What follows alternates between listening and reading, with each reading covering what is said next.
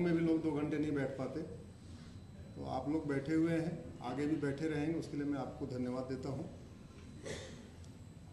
इस कार्यक्रम की आयोजन करने के लिए आदरणीय अनिल जी को धन्यवाद देता हूं। स्वर्गीय मैथिली शरण गुप्त जी को नमन करता हूं, वंदन करता हूं।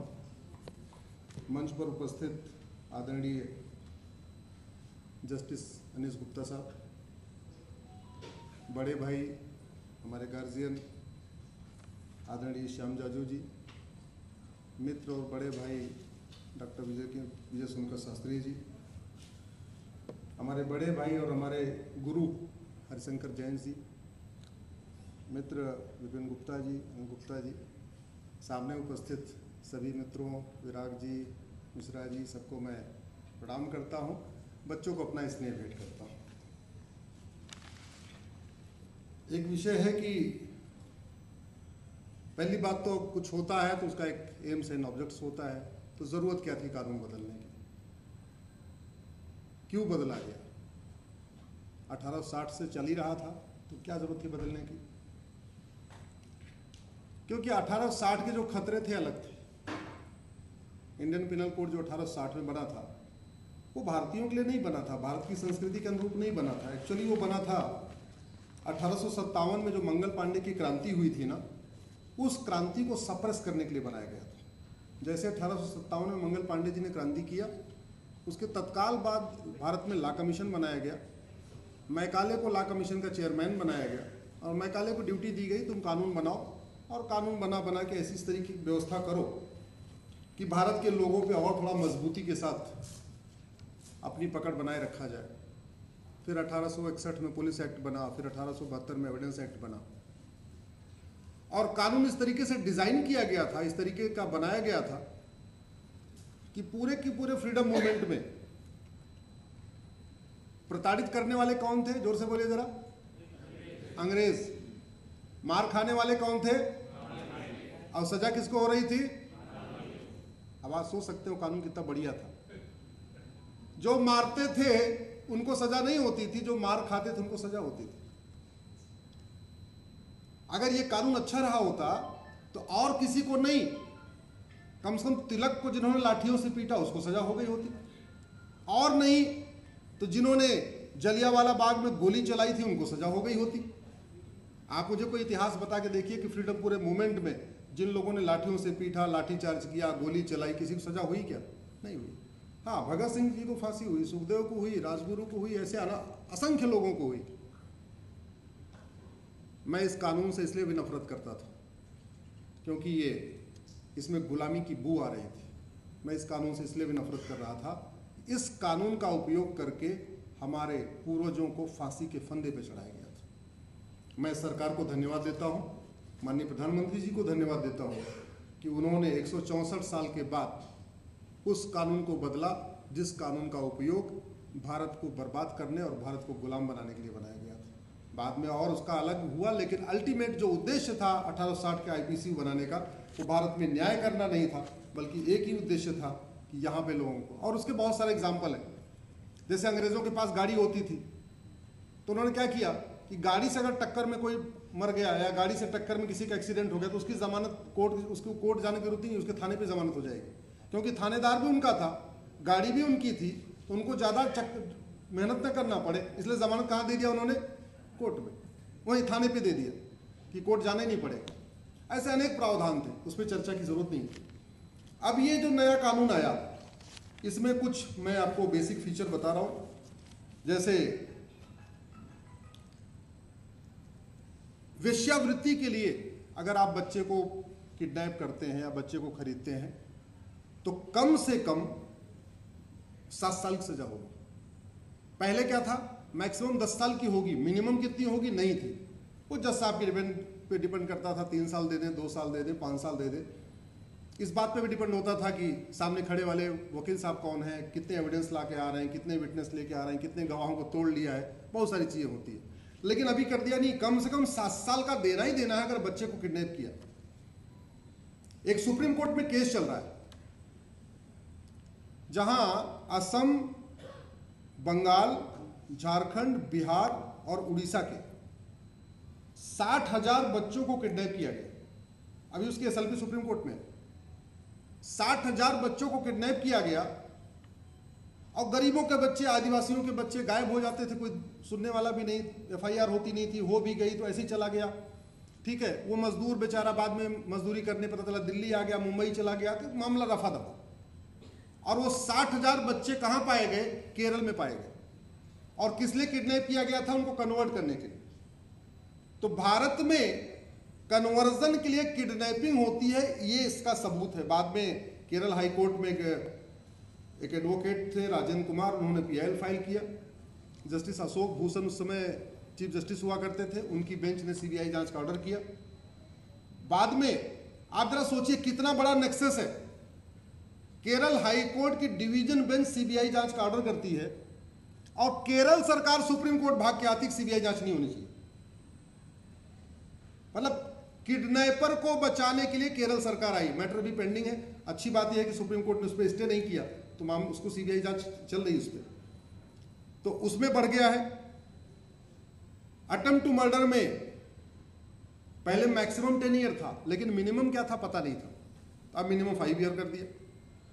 अगर किसी सजा याफ्ता ने हत्या कर दिया तो उसको अंतिम सांस तक जेल में रहना पड़ेगा।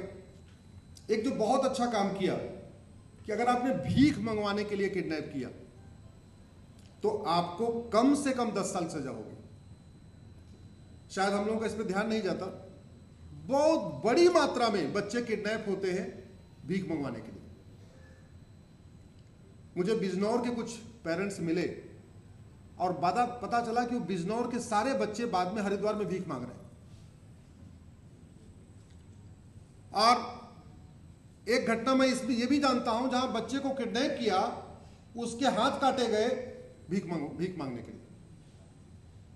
अब जो है इस कानून में यह किया गया कि अगर आपने केवल भीख मांगने के लिए किडनैप किया तो मिनिमम 10 साल, और अगर आपने किडनैप किया बाद में उसके कुछ अंग भंग कर दिया, कोई उंगली काट दिया या हाथ पैर काट दिया। आपने देखा होगा चौराहे पे से हाथ पैर उंगलियां कटी हुई बच्चे मिलते हैं, बाकायदा वो काटे जाते हैं। इतना बड़ा सिंडिकेट, इतना बड़ा नेक्सस है। सरकार को धन्यवाद दूंगा कि उसके लिए उन्होंने मिनिमम 20 ईयर रखा हुआ है। वैसे मैक्सिमम है अंतिम सांस तक रहना है जेल में, लेकिन मिनिमम 20 ईयर करना है।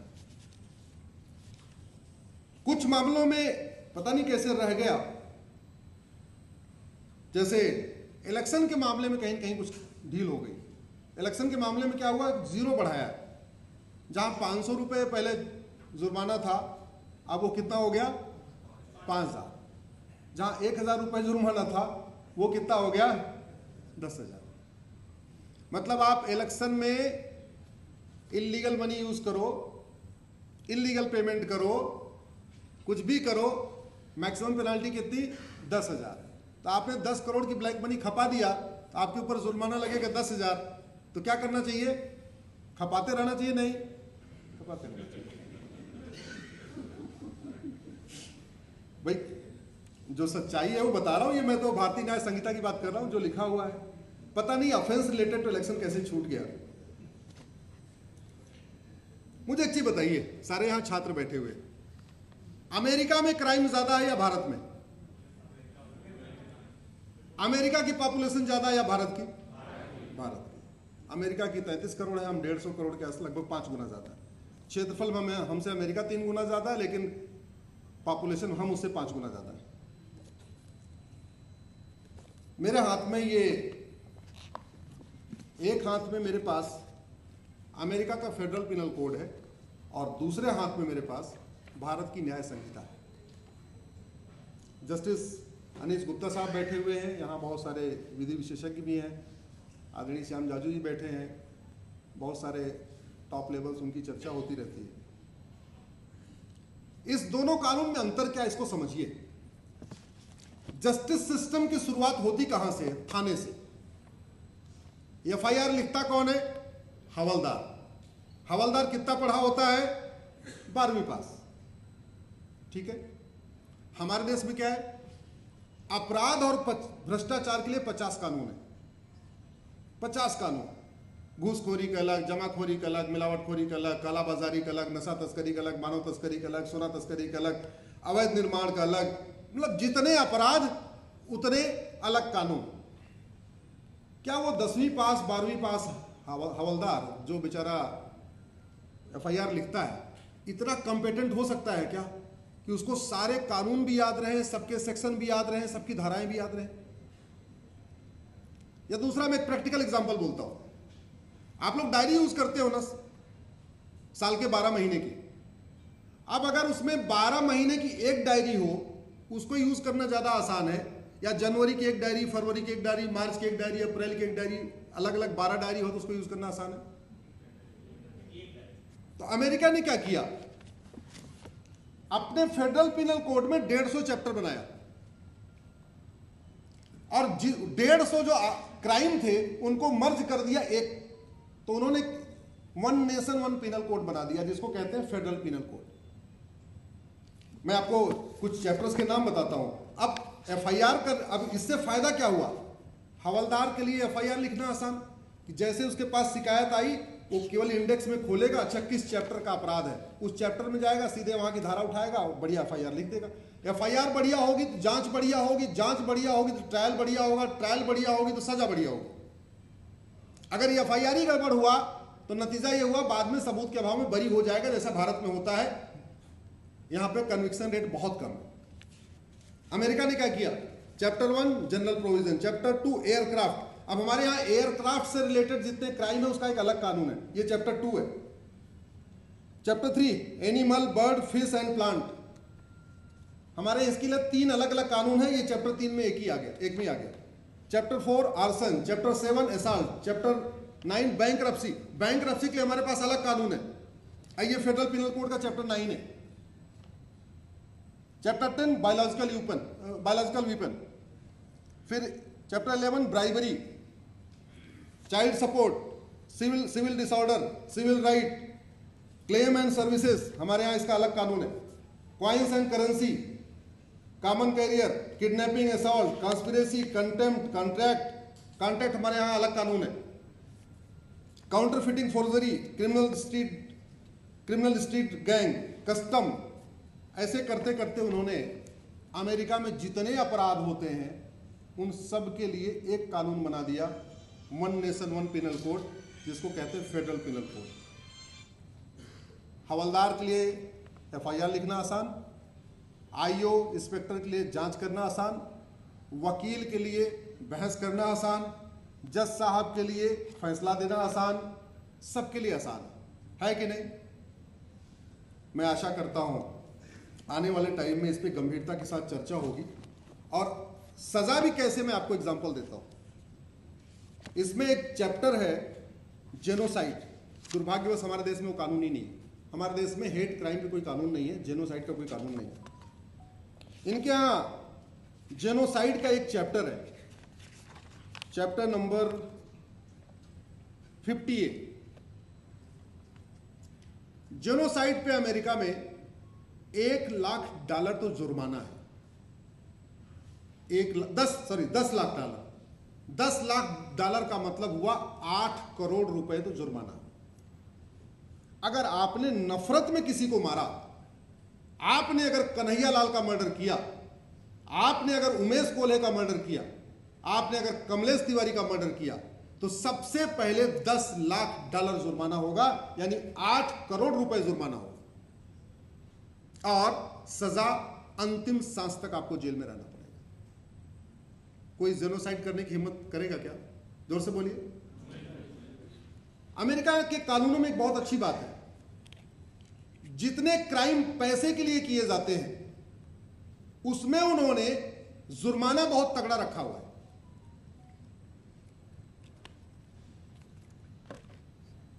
उनकी जो डॉक्ट्रिन है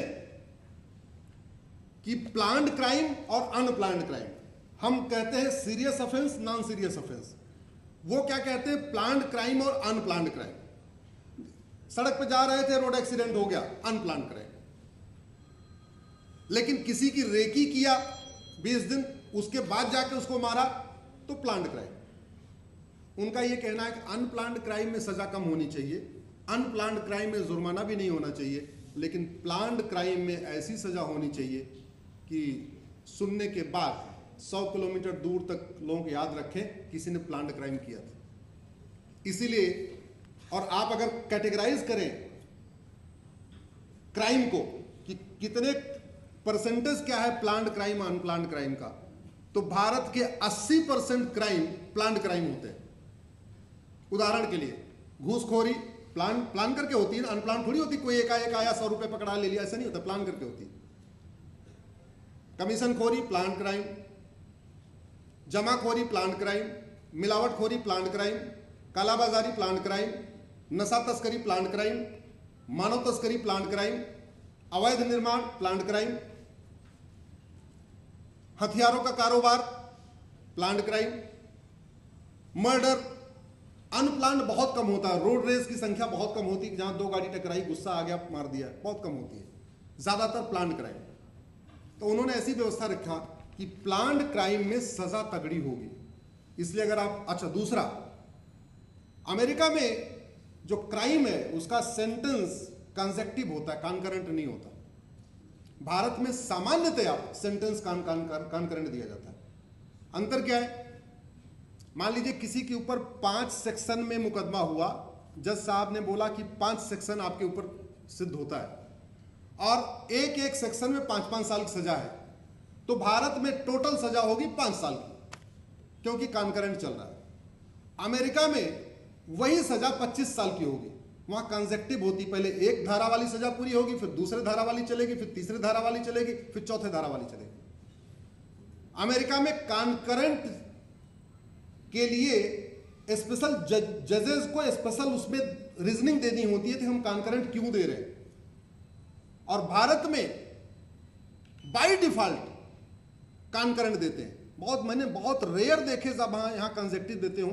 एक लालू यादव को दिया था सीबीआई कोर्ट के जज ने, कंसेक्टिव किया था तो उनका 30 साल हो गया था टोटल। अदरवाइज बाय डिफॉल्ट यहां कॉन्करेंट देते हैं। हालांकि कानून में कहीं लिखा नहीं कॉन्करेंट देना, कंसेक्टिव देना, ये विवेक है, लेकिन एक यहाँ पे प्रथा हो गई, चूंकि सब देते जा रहे हैं कॉन्करेंट, सब देते जा रहे हैं, तो कंसेक्टिव देते नहीं, बहुत रेयर देते हैं। मेरा मानना है कि जिस देश में जितना ज्यादा दंड का भय होता है, उस देश में उतनी शांति होती, उतनी समृद्धि होती, उतनी खुशहाली होती है। मैं आपको लेटेस्ट बताता हूं, बांग्लादेश में हिंसा हो रही कि नहीं हो रही है? अब आप सोचोगे कि बांग्लादेश में हिंसा इसलिए हो रही है कि वहां हिंदू बहुत कम है। दुबई में हिंदू बहुत ज्यादा है क्या? जोर से बोलिए। दुबई में कभी आपने हिंसा सुनी क्या? दुबई में आपने अवैध निर्माण सुना? दुबई में आपने सरतन से जुदा सुना? दुबई में आपने कभी अवैध घुसपैठ सुना? दुबई में कभी हिंदुओं का धर्मांतरण सुना? नहीं। मैं दूसरे देश की, मैं चीन का एग्जांपल नहीं दे रहा हूं, अमेरिका का नहीं, मैं दुबई का एग्जांपल दे रहा हूं।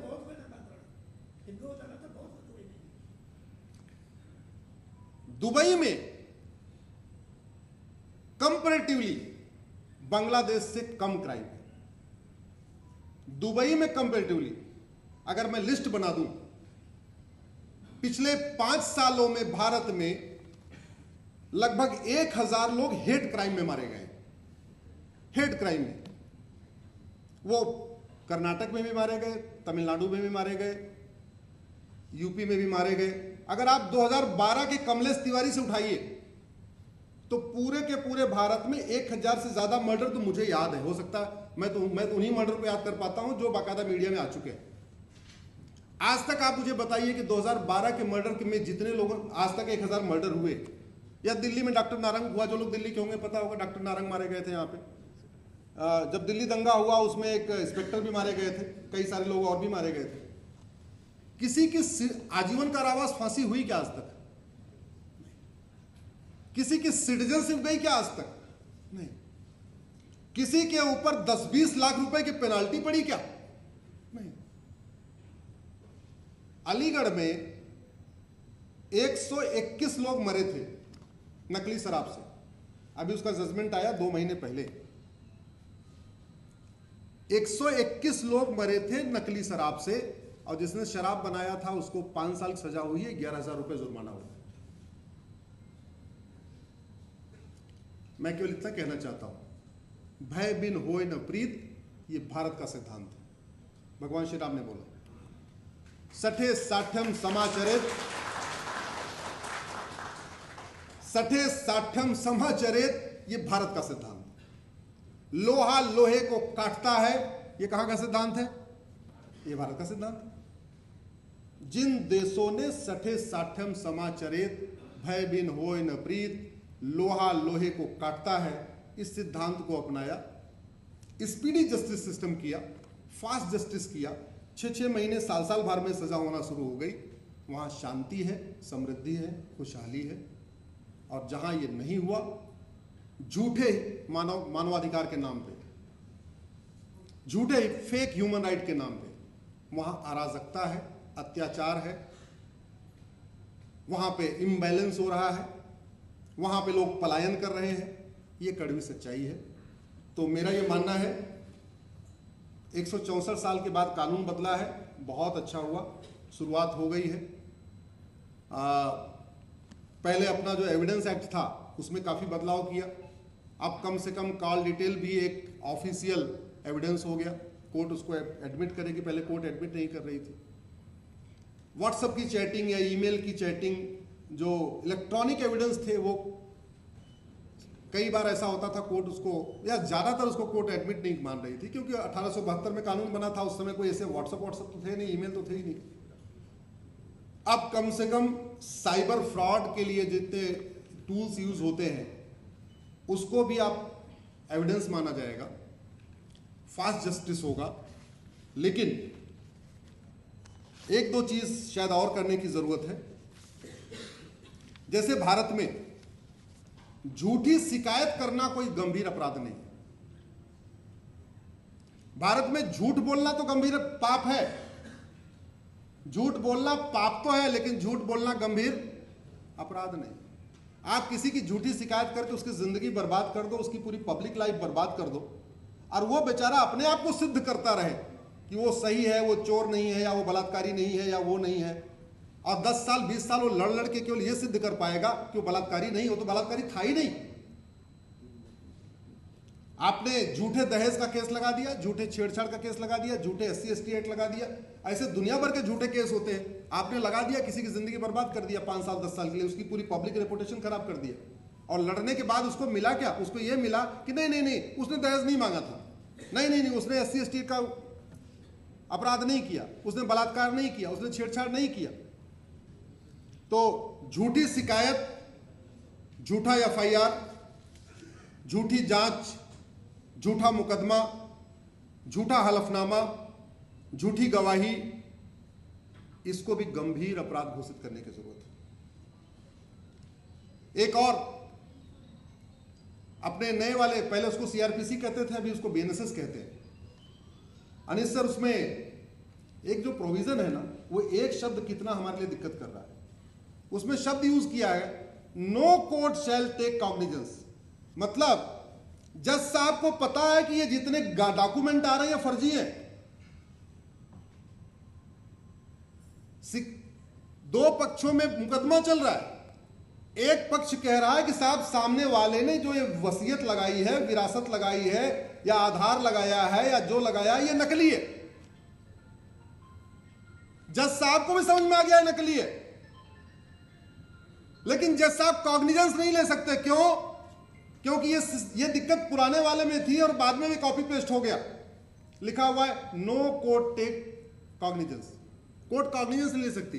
अब बाई द वे जज साहब को ये समझ में आ गया कि यार ये जो डॉक्यूमेंट है ये तो फर्जी है, तो जज साहब को शिकायतकर्ता बनेगा, वो खुद उनको शिकायत करनी पड़ेगी, उनको खुद शिकायतकर्ता बनना पड़ेगा। तो जज साहब टेंशन क्यों ले? क्योंकि 3 साल के बाद उनका ट्रांसफर होना है। अब एक बार अगर शिकायतकर्ता बने तो दूसरे कोर्ट में चलेगा, उनको जहां से गए जिले से वहां घूम के आना पड़ेगा, तो शिकायतकर्ता क्यों बने? जो परजुरी लॉ है ना, इसको सर मैं चैलेंज करने वाला हूं। अरे भैया, जो जज साहब मुकदमा सुन रहे हैं उनको इतना अधिकार तो दे दो कि वो कॉग्निजेंस ले सके। आप नो कोर्ट टेक कॉग्निजेंस, मतलब वो कॉग्निजेंस ले ही नहीं सकते। उनके सामने पता है कि ज्ञानवापी का मुकदमा चल रहा हो, मथुरा का मुकदमा चल रहा हो, जज साहब को पता है कि सामने वाला गलत डॉक्यूमेंट दे रहा है, लेकिन वो कॉग्निजेंस नहीं ले सकते। उनको शिकायतकर्ता बनना पड़ेगा और वो शिकायत किसी और में जाना पड़ेगा। तो एक जज को दूसरे जज के सामने शिकायतकर्ता बनना पड़ेगा। समझ रहे हैं मैं क्या कहना चाह रहा हूं? कोर्ट वन में जस्टिस गुप्ता साहब बैठे हुए, हालांकि डिस्ट्रिक्ट कोर्ट का मैटर है, ये हाई कोर्ट का मैटर नहीं है, तो अगर वो उनको पता भी है कि गलत डॉक्यूमेंट आए तो भी खुद कॉग्निजेंस नहीं ले सकते, उनको दूसरे कोर्ट में जाके शिकायत करना पड़ेगा। परजरी लॉ कठोर होना चाहिए। हम चाहते हैं कि जल्दी जल्दी मुकदमा डिसाइड हो। Ultimately right to justice fundamental right है, तो राइट टू जस्टिस क्या? Right to justice within decade थोड़ी होना चाहिए। अरे right to justice within year होना चाहिए। हमारे देश में जस्टिस विद इन आवर होता था। अनेकों एग्जाम्पल है, उठा के देख लीजिए, भृगु संहिता उठा के देख लीजिए, उसकी पहले पुरानी जस्टिस विद इन आवर होता था। मामला थोड़ा कॉम्प्लिकेटेड हो, जस्टिस विद इन डे होता था, एक दिन में होता था।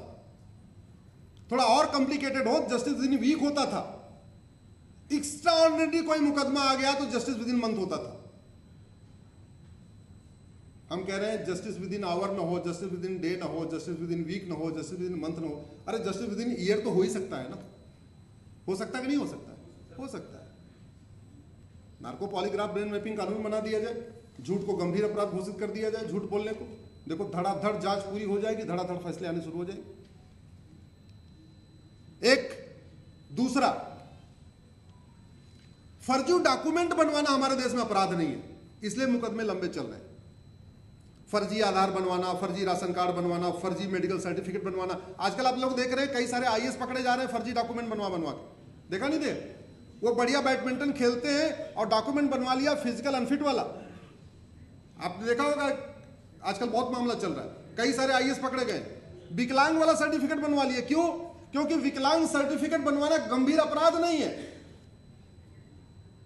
फर्जी आधार बनवाना गंभीर अपराध नहीं, फर्जी राशन कार्ड बनवाना गंभीर अपराध नहीं, फर्जी डोमिसाइल सर्टिफिकेट बनवाना कोई गंभीर अपराध नहीं, फर्जी बर्थ सर्टिफिकेट बनवाना कोई गंभीर अपराध नहीं, फर्जी ड्राइविंग लाइसेंस बनवाना कोई गंभीर अपराध नहीं, फर्जी वसीयत बनवाना कोई गंभीर अपराध नहीं, फर्जी विरासत बनवाना कोई गंभीर अपराध नहीं, फर्जी पासपोर्ट बनवाना कोई गंभीर अपराध नहीं। जब कोई भी फर्जी डॉक्यूमेंट बनवाना गंभीर अपराध नहीं है तो फर्जी वाला रोकेगा क्या? मेरा व्यक्तिगत मानना यह है कि जैसे हमने जहां जहां अल्ट्रासाउंड होता है वहां पे स्टिकर लगा दिया, लिंग जांच कराना गंभीर अपराध है, पकड़े जाने पे 3 से 7 साल सजा होगी, लिखा है ना। जहां आधार बन रहा हो वहां भी नोटिस बोर्ड होना चाहिए, फर्जी आधार बनवाना गंभीर अपराध है, पकड़े जाने पे बनाने वाले और बनवाने वाले को 5 से 10 साल सजा होगी। होना चाहिए नहीं होना चाहिए?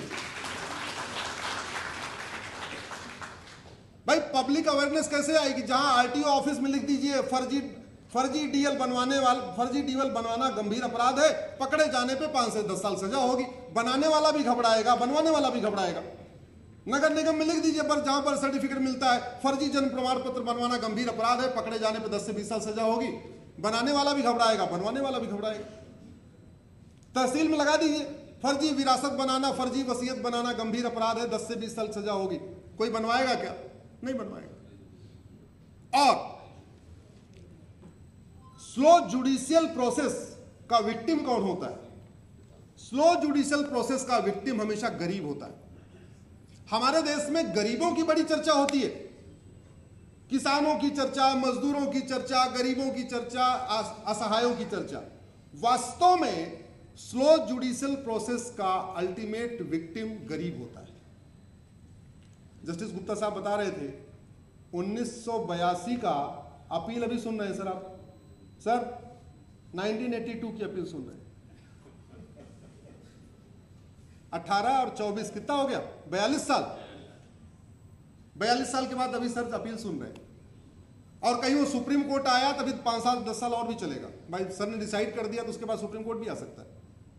आप जरा सोचिए, गांव में गरीबों की जमीन पे दबंग इसलिए कब्जा करता है क्योंकि उसको, और कहता भी है चैलेंज करके कि मैं तेरा खेत जोत रहा हूं, तुझे हिम्मत है तो चला जा, तू कोर्ट चला जा।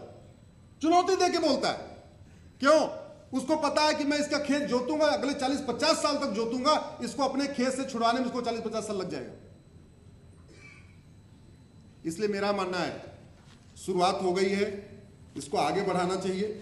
भारत में जस्टिस विद इन ईयर की जरूरत है। जस्टिस विद इन ईयर हो जाएगा, भ्रष्टाचार भी कम होगा, अपराध भी कम होगा, जस्टिस विद इन ईयर हो जाएगा, अराजकता भी कम होगी। जस्टिस विद इन ईयर हो जाएगा, अवैध निर्माण भी रुकेगा। जस्टिस विद इन ईयर हो जाएगा, मिलावटखोरी भी रुकेगी, जिसकी वजह से लाखों लोग परेशान हो रहे हैं। दिल्ली वालों का तो एक सर्वे आया था, हम लोगों की 10 साल उम्र कम हो चुकी है मिलावटखोरी के चक्कर में। जस्टिस विद इन ईयर आएगा, राष्ट्र विरोधियों के अंदर खौफ पैदा होगा, खौफ पैदा होगा। जस्टिस विद इन ईयर आएगा, गरीबों का कॉन्फिडेंस बढ़ेगा। जस्टिस विद इन ईयर आएगा, ईमानदारों के लिए इज्जत के साथ रहना आसान हो जाएगा, बेईमानों के लिए जीना मुश्किल हो जाएगा। मैं एक एग्जांपल देता हूं, भारत में एक सहारा स्कैम हुआ, सहारा चिट फंड स्कैम हुआ। 16 लाख लोगों का उन्होंने पैसा लिया, 16 लाख लोगों का पैसा सहारा स्कीम में गया, 16 साल की सजा नहीं हुई। थाईलैंड में एक व्यक्ति ने चिट फंड कंपनी खोली और 16,000 लोगों का पैसा लेके गया था, 1,40,000 साल सजा हुई है। कितनी सजा? 1 लाख। ऐसी सजा होती है। खौफ पैदा करने के लिए आदमी जिंदा नहीं रहता। आप लोग गूगल करिएगा, सारे आप छात्र हैं, आप गूगल करिएगा longest sentences in the world, फिर आपको पता चलेगा कि अभी कुछ दिन पहले टर्की में एक व्यक्ति ने एसएमएस भेजा और जैसे क्लिक किया उसका अकाउंट हैक हो गया, 340 साल सजा हुई। दोबारा कोई टर्की में हिम्मत करेगा फर्जी एसएमएस भेजने का और अकाउंट हैक करने का? नहीं। अमेरिका में आप देखिएगा साइबर फ्रॉड, इलेक्ट्रॉनिक फ्रॉड पे 900 साल 900 ईयर की सजा हुई है।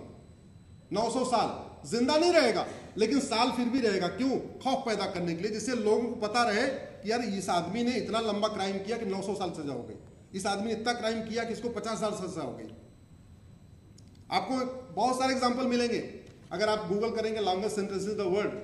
बहुत सारे लोग यूएस वगैरह में, सिंगापुर में, जहां मर्डर और रेप में 800 साल सजा हुई है, 1200 साल सजा हुई है, 2000 साल सजा हुई है। उन्होंने हमारे सठे साठम समाचार सिद्धांत को अपना लिया, हमारे भय बिन होए न प्रीत सिद्धांत को अपना लिया, इसीलिए वो डेवलप कर गए, इसीलिए वहाँ थोड़ी अराजकता कम है, इसीलिए थोड़ा वहाँ पर उन्माद कम है। हमारे यहाँ चूंकि मानवाधिकार के नाम पे हमने कानूनों को कठोर नहीं बनाया, इसलिए अराजकता है, उन्माद है।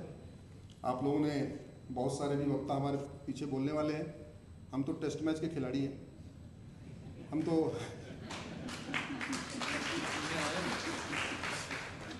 लेकिन मुझे सबकी चिंता हो रही है। मैं Monday to Friday Supreme Court में रहता हूँ भाई साहब, सैटरडे संडे देश में रहता हूँ। 2022 में मैं 90 जिलों में गया था। 2022 में मैं 3 रविवार अपने घर पे था। 2023 में मैं 115 जिलों में गया था, 1 रविवार अपने घर में था, क्योंकि उस दिन दीपावली थी 12 नवंबर की।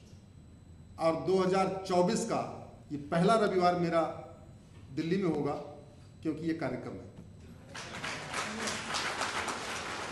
2024 का आज मेरा 65th, हाँ मतलब इस बार हमें रहने को मिल रहा है, इस कार्यक्रम की वजह से इस बार हम दिल्ली में रहेंगे। 2024 का आज मेरा 65वां कार्यक्रम है। लक्ष्य मेरा एक ही है, हमारी पुलिस व्यवस्था दुनिया की सर्वोत्तम पुलिस व्यवस्था हो, हमारी न्यायिक व्यवस्था दुनिया की सर्वोत्तम न्यायिक व्यवस्था हो, हमारी प्रशासनिक व्यवस्था दुनिया की सर्वोत्तम प्रशासनिक व्यवस्था हो, दंड व्यवस्था ऐसी हो कि गलत काम करने के पहले रोएं कांप जाए, दंड व्यवस्था ऐसी हो कि किसी की तरफ नजर उठाने के पहले 100 बार आदमी सोचे। यही मेरी कोशिश है। बहुत बहुत धन्यवाद, बहुत बहुत आभार।